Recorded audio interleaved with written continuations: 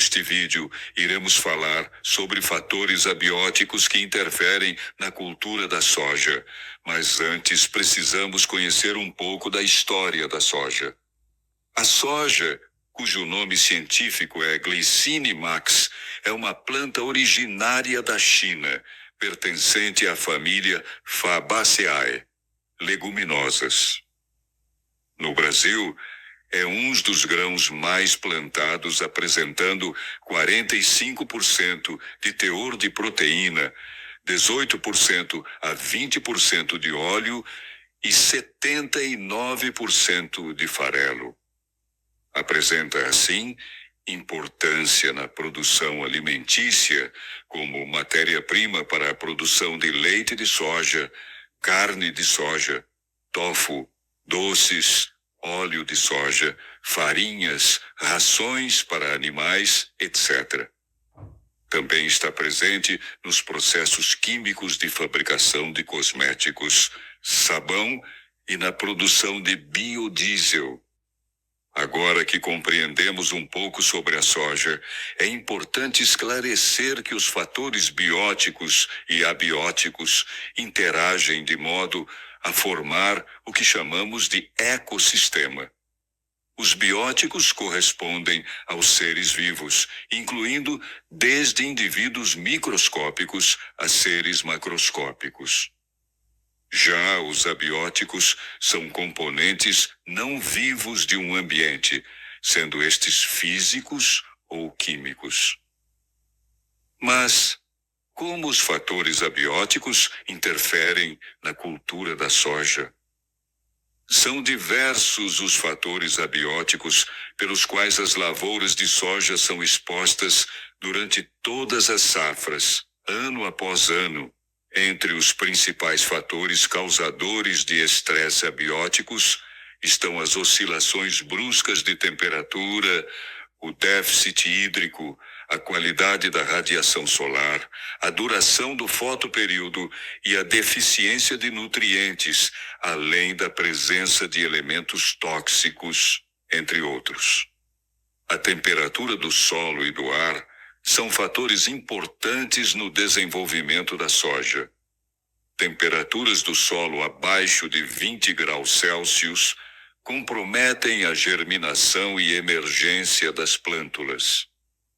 Do mesmo modo, em condições de temperaturas do solo muito altas, acima de 55 graus Celsius, plantas em fase cotiledonar podem ter suas membranas celulares desestruturadas, resultando em tombamento da planta.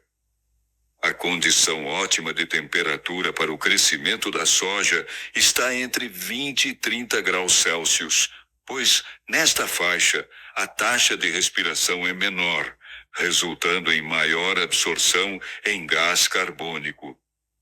Temperatura do ar de 10 graus Celsius e superiores a 40 graus Celsius restringem o desenvolvimento da cultura, pois, sob baixa temperatura, o crescimento vegetativo é comprometido e altas temperaturas provocam danos à floração e reduzem a capacidade de retenção de água das leguminosas.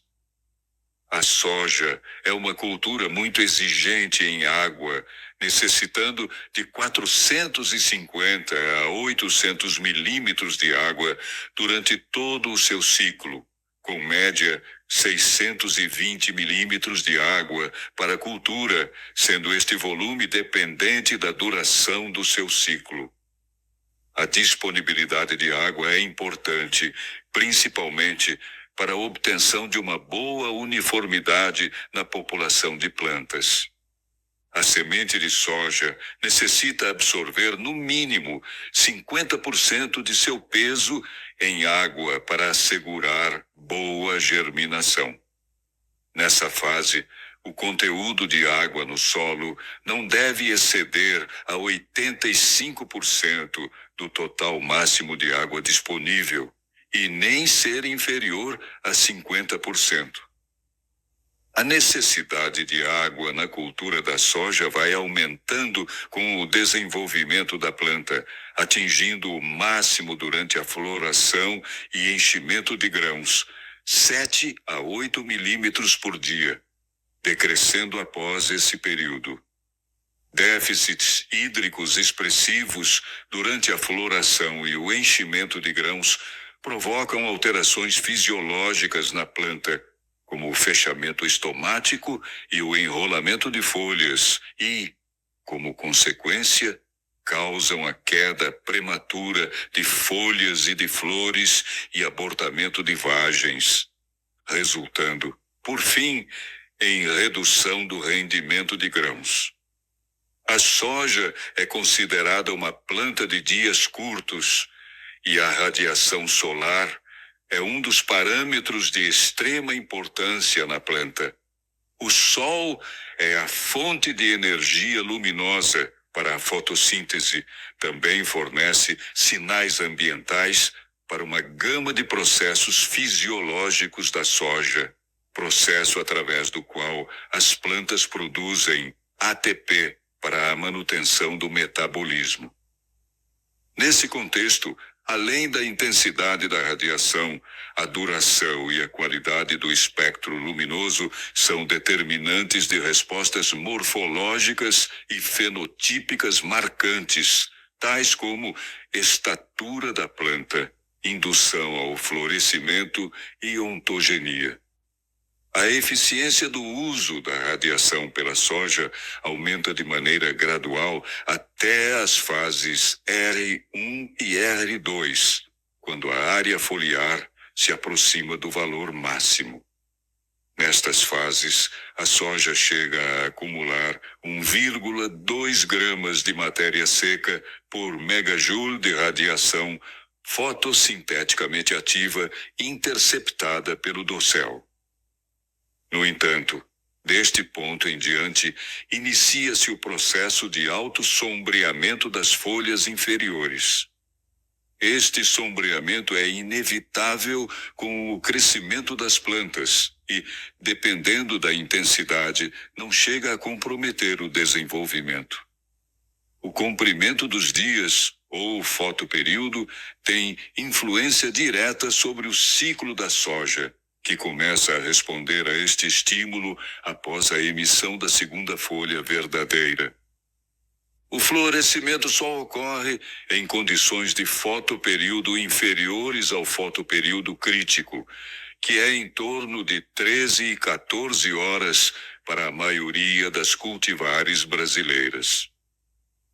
O cultivo da soja no Brasil, em regiões de baixa latitude, onde os dias são mais curtos, só se tornou possível devido ao melhoramento genético, que introduziu o chamado período juvenil longo nas cultivares brasileiras. O período juvenil é aquele em que a soja ainda não é afetada pelo fotoperíodo. Assim, ao estendê-lo, permite-se o desenvolvimento vegetativo de forma adequada até o momento da floração, garantindo que as plantas só floresçam após atingirem um porte suficiente para sustentar uma produção satisfatória. Devido às diferenças de fotoperíodo em relação à latitude, é que se fez necessário o desenvolvimento de cultivares com diferentes grupos de maturação. No Brasil, são utilizadas cultivares que variam entre os grupos de maturação de 5 a 9, sendo que quanto maior este valor, maior a duração do ciclo em um mesmo local de cultivo. Geralmente, cada décimo de diferença entre os grupos representa cerca de 1,5 a 2 dias de diferença na duração total do ciclo. Por exemplo, uma cultivar do grupo de maturação 7 tem um ciclo de 7 a 10 dias mais longo se comparada a uma cultivar do grupo 6,5. Assim, quanto mais próximo à linha do Equador, maior o grupo de maturação recomendado. Nessas áreas, a alta intensidade de radiação solar e as temperaturas mais elevadas aceleram o ciclo de desenvolvimento das plantas. Isso significa que as culturas, como a soja, completam seu ciclo vegetativo e reprodutivo em menos tempo.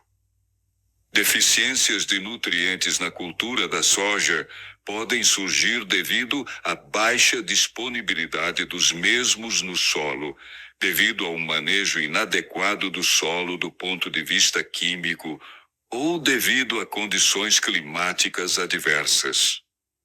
Além desses aspectos, deve-se considerar que há grandes diferenças entre cultivares em relação à tolerância à baixa disponibilidade de determinados nutrientes no solo.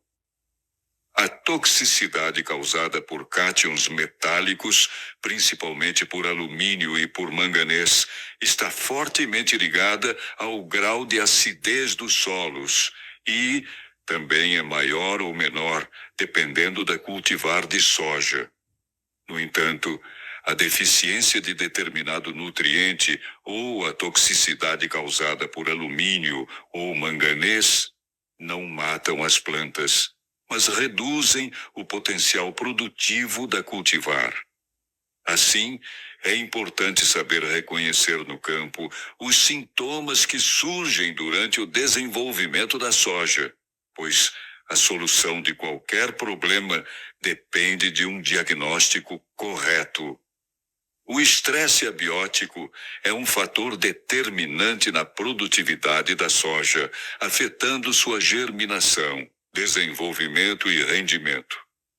Fatores como temperaturas extremas, déficit hídrico e radiação solar inadequada podem comprometer a cultura, prejudicando desde a germinação até a formação dos grãos. A soja exige atenção especial com a quantidade de água disponível durante períodos críticos, como a floração e o enchimento dos grãos. Além disso, o fotoperíodo e a temperatura influenciam diretamente o ciclo da planta, exigindo cultivares adaptadas a diferentes condições. O uso de tecnologias e o melhoramento genético são fundamentais para lidar com esses desafios, garantindo uma produção mais eficiente e resiliente. O engenheiro agrônomo é um profissional capacitado para entender como os fatores abióticos devem ser adequadamente manejados. Ele realiza análises do solo, recomenda práticas de adubação e correção e projeta sistemas de irrigação eficientes. Além disso, monitora as condições climáticas e seleciona as variedades de soja mais adequadas ao ambiente. Seu trabalho também inclui a prevenção de problemas como a compactação do solo e a adoção de práticas sustentáveis, como a rotação de culturas. Assim, o engenheiro agrônomo assegura uma produção de soja saudável e respeitosa ao meio ambiente.